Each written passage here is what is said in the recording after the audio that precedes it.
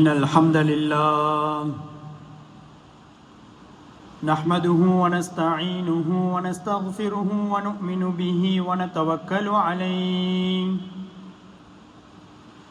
ونعوذ بالله من شرور أنفسنا ومن سيئات أعمالنا من يهده الله فلا مضل له ومن يضلله فلا هادي له أشهد أن لا إله إلا الله وحده لا شريك له وأشهد أن سيدنا محمدا عبده ورسوله أما بعد فقد قال الله تعالى في قرآنه الكريم أعوذ بالله من الشيطان الرجيم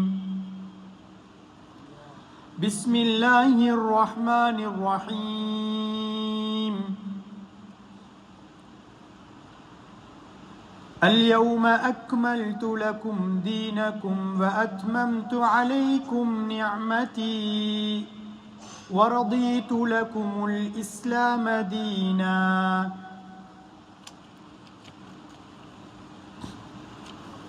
عن عبد الله بن هشام رضي الله تعالى عنه أنه قال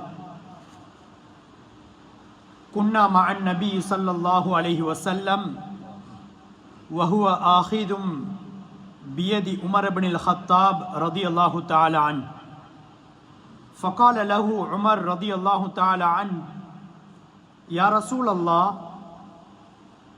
لأنت أحب إلي من كل شيء إلا نفسي فقال النبي صلى الله عليه وسلم لا والذي نفسي بيده حتى أكون أحب إليك من نفسك فقال له عمر رضي الله تعالى عنه فإنه الآن والله لأنت أحب إلي من نفسي فقال النبي صلى الله عليه وسلم الآن يا عمر صدق رسول الله صلى الله عليه وسلم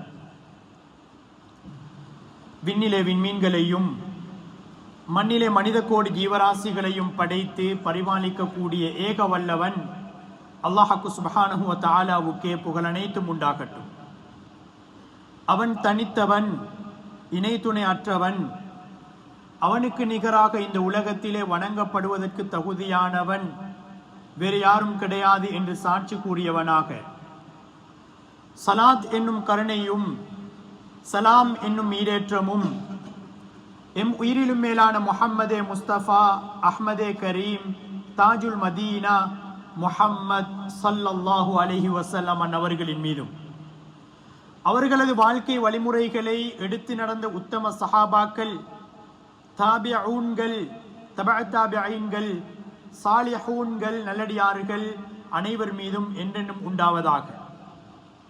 புனித ஜுமாவுடைய கடமையை நிறைவேற்ற வந்திருக்கும் அல்லாஹுவின் நல்லடியார்களே, அன்புக்குரிய சகோதரர்களே, இந்த உலகத்திலே வாழக்கூடிய சந்தர்ப்பத்திலே அல்லாஹ்வுக்கு சுப்ஹானஹு வ தஆலா எந்த விடயங்களை எல்லாம் எங்களுடைய வாழ்க்கையிலே எடுத்து நடக்க வேண்டும் என்று எங்களுக்கு ஏவிருக்கின்றானோ அப்படியான விடயங்கள் அனைத்தையும் எடுத்து நடந்து கொள்ளும்படியும், மேலும் எவைகளை விட்டும் தவிர்ந்து கொள்ள வேண்டும் என்று அல்லாஹு தஆலா தடை கட்டளை விதித்திருக்கின்றானோ அப்படியான விடயங்களை விட்டு முற்றுமுழுதாக தவிர்ந்து கொள்ளும்படி முதலாவது அடியனுக்கும் அப்பால் உங்கள் அனைவருக்கும் தக்வாவை கொண்டு வசியத்தும் நசீஹத்தும் செய்து கொள்கின்றேன்.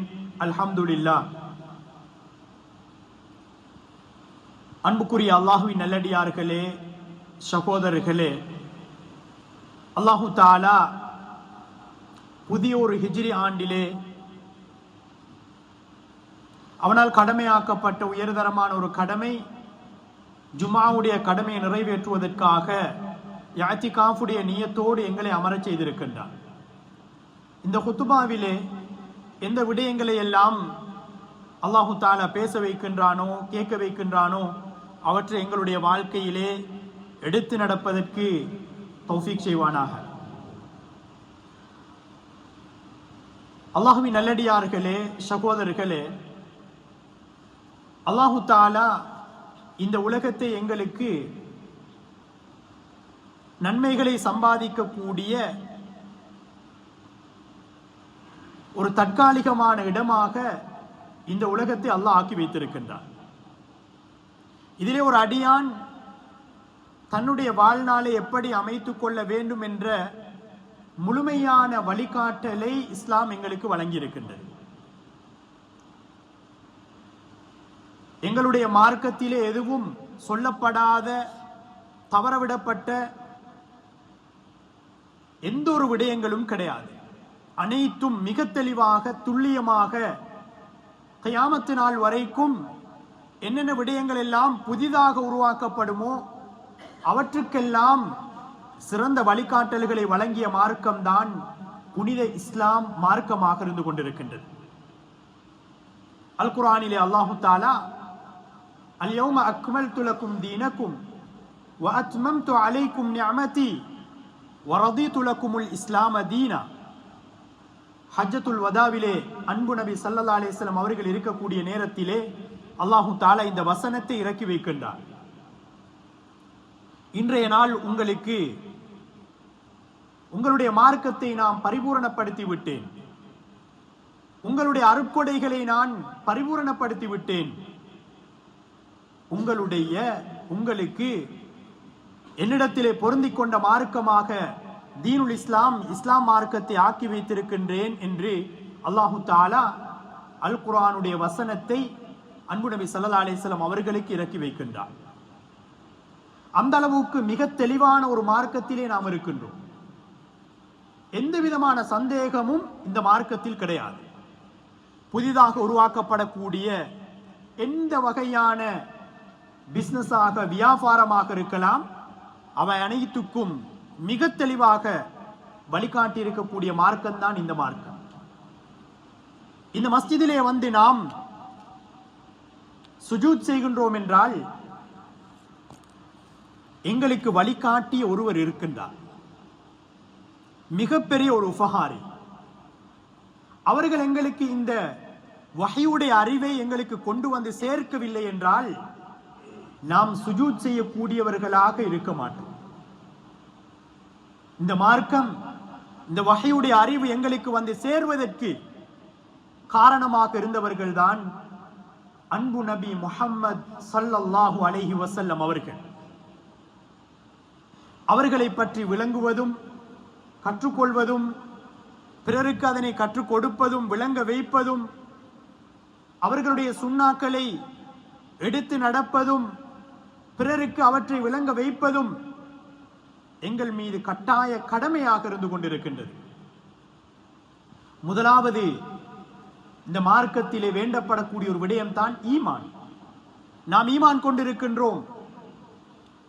எங்களுடைய ஈமான் பரிபூர்ணமாக வேண்டும் என்றால் எங்களுக்கு அந்த ஈமானை கற்றுத்தந்த அன்பு நபி முஹம்மது ஸல்லல்லாஹு அலைஹி வஸல்லம் அவர்களை நாம் ஏற்று அன்பு வைப்பது, பூர்த்தியான அன்பு வைப்பது எங்கள் மீது கட்டாய கடமையாக இருந்து கொண்டிருக்கின்றது.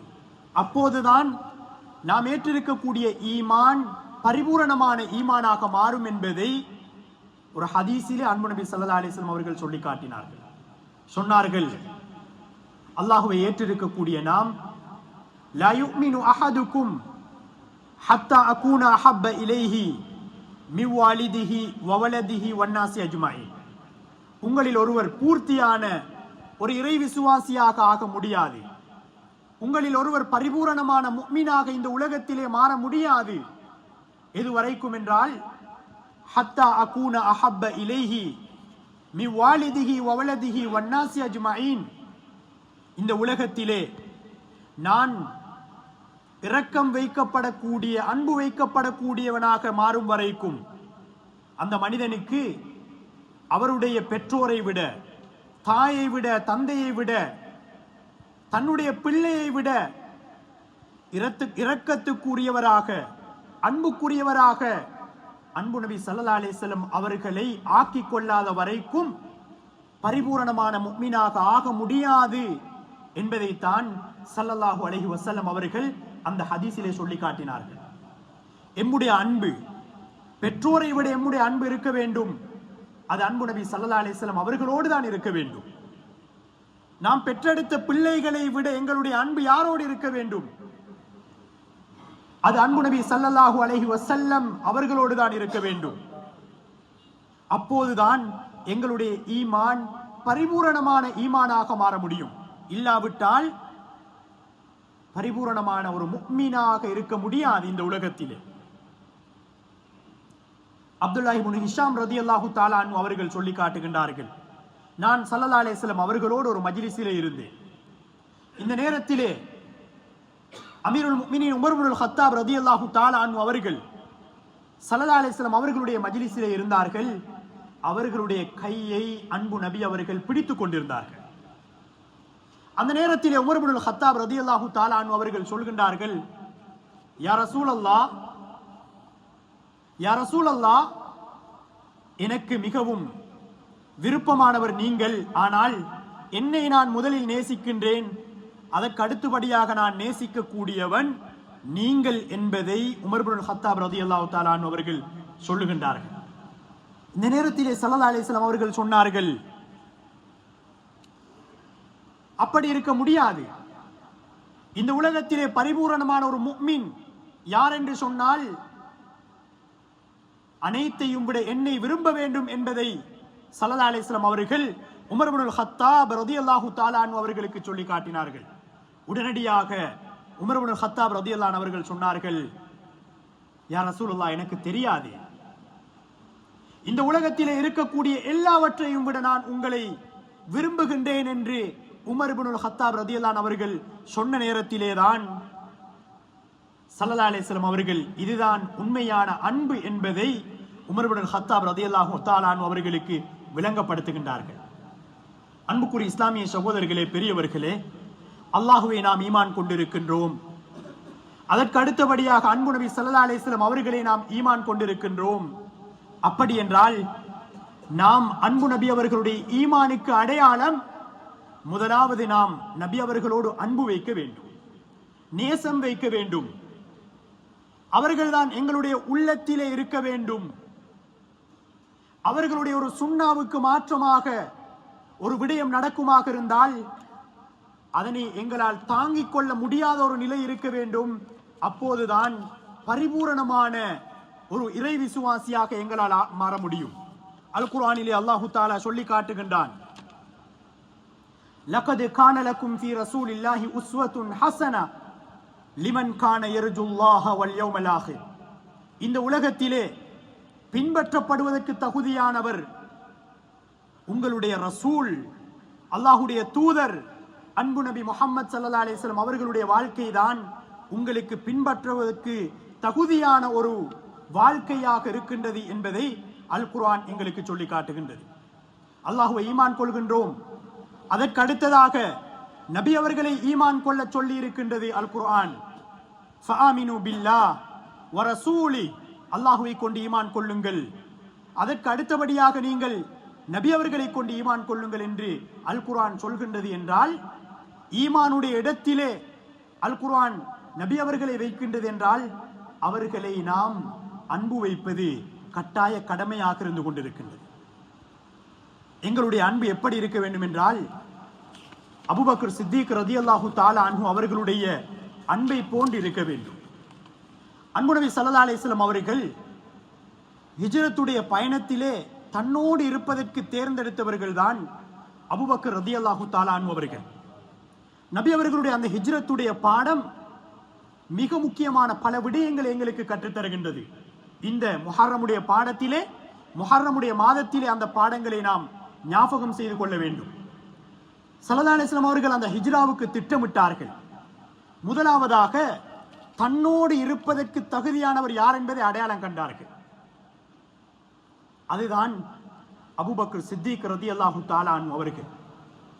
அபூபக்கர் சித்திக் ரலியல்லாஹு தஆலா அன்ஹு அவர்கள் இஸ்ரா மிஅராஜுடைய பயணத்தை நபி அவர்கள் வந்து சொன்ன நேரத்திலே அபூபக்கர் ரலியல்லாஹு தஆலா அன்ஹு அவர்கள் சற்றேனும் ஒரு நொடி கூட என்ன செய்யவில்லை, அவர்கள் சந்தேகிக்கப்படவில்லை. முஷ்ரிக்கள் சந்தேகித்தார்கள். அவ்வளவு ஆயிரக்கணக்கான மைல்கள் ஒரு நொடி பொழுதிலே எவ்வாறு போய் வரலாம் என்பதை கேள்வியாக கேட்டார்கள். ஆனால் அபூபக்கர் சித்திக் ரலியல்லாஹு தஆலா அன்ஹு அவர்கள் உடனடியாக நம்பினார்கள். அதுதான் சித்திக் என்ற பெயரை அவர்கள் எடுத்துக்கொண்டார்கள். அவர்களுடைய அன்பு எப்படி இருந்ததென்றால், ஹிஜ்ராவுடைய பயணத்திலே ஸல்லல்லாஹு அலைஹி வஸல்லம் அவர்கள் குகையிலே இருக்கக்கூடிய நேரத்திலே ஸல்லல்லாஹு அலைஹி வஸல்லம் அவர்களுடைய மேனியிலே ஈரமான ஒரு தன்மை அவர்கள் உணர்கின்றார்கள். பார்க்கின்றார்கள், அபூபக்கர் சித்திக் ரலியல்லாஹு தஆலா அன்ஹு அவர்களுடைய கண்ணால் கண்ணீர் வடிந்து கொண்டிருக்கின்றது. ஸல்லல்லாஹு அலைஹி வஸல்லம் அவர்கள் கேட்கின்றார்கள், எதற்காக அழுகின்றீர்கள் என்று. சொன்னார்கள், மா அப்கி அலா நஃப்ஸி, நான் எனக்காக வேண்டிய அளவில்லை யா ரசூலல்லாஹ், நான் உங்களுக்காக அழுகின்றேன் என்று சொன்னார்கள். விரோதிகள் பக்கத்திலே வந்து விட்டார்கள், உங்களை தேடி பக்கத்திலே வந்து விட்டார்கள், எங்களை அடைந்து கொள்வார்களோ, கண்டுபிடித்து விடுவார்களோ என்று பயந்து உங்களுக்காக நான் அழுகின்றேன் யா ரசூலல்லாஹ் என்று அபூபக்கர் சித்திக் ரலியல்லாஹு தஆலா அன்ஹு அவர்கள் அழுதார்கள் என்றால் அதுதான் உண்மையான அன்பாக இருந்து கொண்டிருக்கின்றது.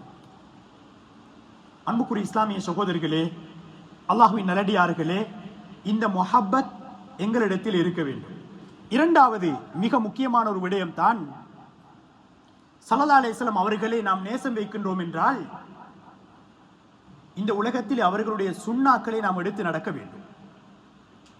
வெறுமனே நான் அன்பு வைத்திருக்கின்றேன், நேசம் வைத்திருக்கின்றேன் என்று ஒரு மனிதன் வாதாடுகின்றான் என்றால் அது ஏற்றுக்கொள்ள முடியுமா என்பதை சிந்திக்க வேண்டும். அன்பு நபி அவர்களுடைய நேசம், அன்பு என்பது வெறுமனே வாய் வார்த்தையால் இருக்க முடியாது. மாற்றமாக ஸல்லல்லாஹு அலைஹி வஸல்லம் அவர்களுடைய சுன்னாவை எடுத்து நடக்கக்கூடியவர்களாக இருக்க வேண்டும். முழுமையான வழிகாட்டல்கள் நபி அவர்களுடைய சுன்னாக்கள் எங்களுக்கு சொல்லி காட்டப்பட்டிருக்கின்றன. அது உடல் ரீதியாக இருக்கக்கூடிய சுன்னாவாக இருக்கலாம், நாம் அன்றாடம் எங்களுடைய பழக்க வழக்கங்களில் இருக்கக்கூடிய அது சுன்னாவாக இருக்கலாம். இவற்றை நாம் எங்களுடைய வாழ்க்கையிலே முழுமையாக கொண்டு வர வேண்டும். ஹுதைஃபா ரலியல்லாஹு தஆலா அன்ஹு அவர்கள் ஸல்லல்லாஹு அலைஹி வஸல்லம் அவர்களுடைய ரகசிய தூதுவராக இருந்தார்கள். எப்படி எங்கள் ஒவ்வொருவருக்கும் ரகசியமான விடயங்களை பகிர்ந்து கொள்ளக்கூடிய ஒரு நண்பர் இருப்பாரோ, ஸல்லல்லாஹு அலைஹி வஸல்லம் அவர்களுடைய மிக முக்கியமான இரகசியங்களை பாதுகாத்து வைத்தவர்கள் அல்லது ஸல்லல்லாஹு அலைஹி வஸல்லம் அவர்கள் சொல்லி வைத்தவர்கள் தான் ஹுதைஃபா ரலியல்லாஹு தஆலா அன்ஹு அவர்கள், சாஹிபு சிர் லிரசூலில்லாஹி ஸல்லல்லாஹு அலைஹி வஸல்லம். இவர்கள் என்ன செய்கின்றார்கள்? ஒரு ஜமாஅத்திலே இவர்கள் செல்கின்றார்கள். இவர்கள் ஒரு அரசரை சந்திப்பதற்காக ஒரு அரச மாளிகையிலே அவர்கள் இருக்கின்றார்கள். இந்த நேரத்திலே அங்கு உணவு பரிமாறப்படுகின்றது. அந்த உணவு பரிமாறக்கூடிய நேரத்தில் இவர்கள் என்ன செய்கின்றார்கள்? அரச மாளிகையிலே அவர்களுக்கு வைத்திருக்கக்கூடிய உணவு எங்களுக்கு தெரியும், பெருமதியான உணவுகள், அளவுக்கு அதிகமான உணவுகள் இருக்கும். ஆனால் ஹுதைஃபா ரலியல்லாஹு தஆலா அன்ஹு அவர்கள் என்ன செய்கின்றார்கள் என்றால், சாப்பிட்டு விட்டு அவர்களுடைய அந்த பிளேட்டில் இருந்து கீழே விழுந்திருக்கக்கூடிய உணவுகளை அவர்கள் பிறக்கி சாப்பிடுகின்றார்கள். ஏன்? அந்த உணவுகளை வீண் விரயம் செய்வது நபி அவர்களுடைய சுன்னா கிடையாது. அவர்களுக்கு சொல்லப்படுகின்றது, தாராளமாக உணவு இருக்கின்றது, தாராளமாக உணவு இருக்கின்றது, உங்களுக்கு இவற்றை சாப்பிடலாமே, நீங்கள் அரச மாளிகையிலே இவ்வாறு சாப்பிடுவது நல்லதல்லையே என்று அவர்களிடத்திலே சொன்ன நேரத்திலே ஹுதைஃபா ரலியல்லாஹு தஆலா அன்ஹு அவர்கள் சொன்னார்கள், அஅத்ருக்கு சுன்னத ஹபீபி ஸல்லல்லாஹு அலைஹி வஸல்லம் லிஹாதிஹில் ஹுமகா, இவர்களுக்காக நான் எனது அன்பு நபியுடைய சுன்னாவை விட்டுவிடலாமா என்று அவர்கள் அந்த அரச மாளிகையிலே கேட்கின்றார்கள். இதுதான் அன்பு நபி அவர்களுடைய சுன்னாவை எடுத்து நடப்பதாக இருந்து கொண்டிருக்கின்றது. ஸல்லல்லாஹு அலைஹி வஸல்லம் அவர்களுடைய காலத்திலே வாழ்ந்த மிக முக்கியமான ஒரு சஹாபிதான் இப்னு உமர் ரலியல்லாஹு தஆலா அன்ஹு அவர்கள். இவர்கள் எந்த அளவுக்கு நபி அவர்களுடைய சுன்னாவை எடுத்து நடப்பார்கள் என்றால் ஒன்றையும் விட்டுவிட மாட்டார்கள். ஆனால் ஸல்லல்லாஹு அலைஹி வஸல்லம் அவர்களுடைய வாழ்க்கையிலே, இப்னு உமர் ரலியல்லாஹு அன்ஹு அவர்களுடைய வாழ்க்கையிலே சில விடயங்களை பார்த்தார்கள். அதனையும் நபி அவர்கள் அவர்களுக்கு எத்தி வைத்தார்கள். ஹஃப்ஸா ரலியல்லாஹு அன்ஹா அவர்கள் நபி அவர்களுடைய மனைவி, அவர்கள் அழைத்து சொன்னார்கள், யா ஹப்சா, நிஅமர் ரஜுலு அப்துல்லா, மக்கள்ல சிறந்தவர் அப்துல்லா தான், அவர்தான் இப்னு உமர் ரதியல்லாஹு அவர்கள், ஹப்சா ரதியல்லாஹு அவர்களுடைய சகோதரர். சொல்லிவிட்டு சொன்னார்கள், எல்லா விடயங்களையும் அவர் எடுத்து நடக்கின்றார், எல்லா சுன்னாக்களையும் அவர் எடுத்து நடக்கின்றார். சொன்னார்கள், நிஅமர் ரஜுலு அப்துல்லா இன் ஸல்லா பில்லைல், ஆனால் அவரிடத்திலே விடுபட்ட ஒன்று இருந்தது, அதுதான் இரவிலே தொழக்கூடிய அந்த தொழுகையை சில போது அவர்கள் விட்டு விடுவார்கள். சொல்லி காட்டினார்கள், தனது சகோதரியிடத்திலே போய் சகோதரிடத்திலே சொல்லுங்கள் என்று. அன்றைய நாளில் இருந்து இப்னு உமர் அப்துல்லா ரதியல்லாஹு தஆலா அன்ஹு அவர்கள் இரவு தொழுகையையும் விட்டது கிடையாது. அன்புக்குரிய இஸ்லாமிய சகோதரிகளே, பெரியவர்களே, நாம் ஒரு கணம் சிந்திக்க கடமைப்பட்டிருக்கின்றோம். நாம் வாழக்கூடிய சூழல் எங்களுக்கு தெரியும். எங்களுடைய மாற்று மத சகோதரர்கள் எங்களோடு இருக்கக்கூடிய ஒரு சூழலிலே தான் நாம் வாழ்ந்து கொண்டிருக்கின்றோம். பக்கத்து வீடு, அது முஸ்லிம் அல்லாத சகோதரர் இருப்பார். இடது பக்கத்தில் இருக்கக்கூடிய வீடு, அதுவும் சில போது முஸ்லிம் அல்லாதவர்கள் இருக்கலாம். இந்த சூழலிலே நாம் எப்படி அன்பு நபி ஸல்லல்லாஹு அலைஹி வஸல்லம் அவர்களை பற்றி அவர்களுக்கு எத்தி வைத்திருக்கின்றோம். ஸல்லல்லாஹு அலைஹி வஸல்லம் அவர்கள் நபியாக அனுப்பப்பட்டது அது முஸ்லிம்களுக்கு மாத்திரம் அல்ல, முஸ்லிம் அல்லாத அனைவருக்கும் இந்த உலகத்துக்கே ரஹ்மத்தாக அனுப்பப்பட்டவர்கள். நபி அவர்கள் முஸ்லிம்களோடு மாத்திரம் ரஹ்மத்தாக நடந்து கொள்ளவில்லை, மனிதர்களோடு மாத்திரம் நடந்து கொள்ளவில்லை, மிருகங்களோடும் மரம் மட்டைகளோடும் ஸல்லல்லாஹு அலைஹி வஸல்லம் அவர்கள் ரஹ்மத்தாக நடந்து கொண்டார்கள் என்பதை நாம் ஈமான் கொண்டு அறிந்து வைத்திருக்கின்றோம். ஆனால் மிக முக்கியமான ஒரு விடயம் தான், நாம் வாழக்கூடிய இந்த சூழலிலே நாம் முதலாவது ஸல்லல்லாஹு அலைஹி வஸல்லம் அவர்களுடைய சுன்னாவை எடுத்து நடக்கின்றோமா என்பது முதலாவது ஒரு கேள்வி. அவற்றை நாம் முழுமையாக சிந்திக்க கடமைப்பட்டிருக்கின்றோம். இரண்டாவது, எங்களுடைய சகோதரர்கள், மாற்று மத சகோதரர் இருக்கின்றார்கள். அன்பு நபி ஸல்லல்லாஹு அலைஹி வஸல்லம் அவர்களை பற்றி எழுதிய நூட்கள் இருக்கின்றன, சிறிய சிறிய நூட்கள் இருக்கின்றன, எல்லா மொழிகளிலும் அவை காணப்படுகின்றன. இவற்றை எத்தி வைப்பது எங்கள் மீது கடமையாக இருக்கின்றது. எப்படி சுன்னாவை நாம் செய்து கொண்டிருப்போமோ அந்த சுன்னாவையும் அன்பு நபி ஸல்லல்லாஹு அலைஹி வஸல்லம் அவர்களை பற்றியும் மாற்று மத சகோதரர்களுக்கு சரியான முறையிலே நாம் எத்தி வைக்கவில்லை என்றால் அன்பு நபி ஸல்லல்லாஹு அலைஹி வஸல்லம் அவர்களை பற்றி நாம் விரும்பாத விடயங்களை அவர்கள் பேசக்கூடியவர்களாக மாறிவிடுவார்கள். நபி அவர்களுடைய வாழ்க்கை அது முன்மாதிரியான வாழ்க்கை. அது ஒரு இடத்திலும்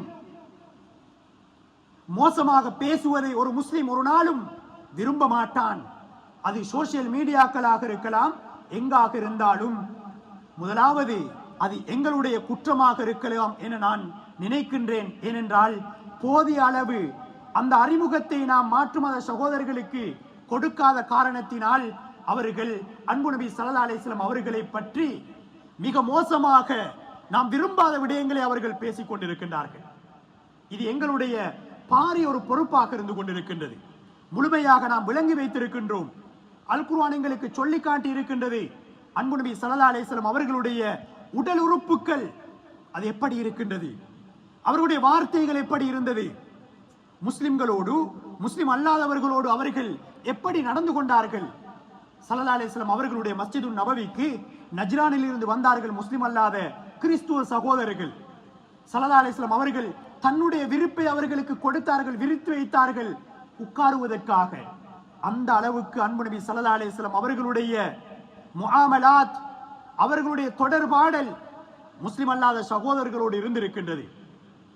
சிறை கைதிகளாக பிடிபட்டவர்களை மஸ்ஜிதிலே ஸல்லல்லாஹு அலைஹி வஸல்லம் அவர்கள் தன்னோடு வைத்துக் கொண்டிருந்தார்கள். அது மாத்திரமல்ல, எங்களுக்கு தெரியும் ஏராளமான விடயங்களை நாம் அறிந்து வைத்திருக்கின்றோம். இதை நாம் எத்தி வைப்பது எங்கள் மீது கட்டாய கடமையாக இருந்து கொண்டிருக்கின்றது.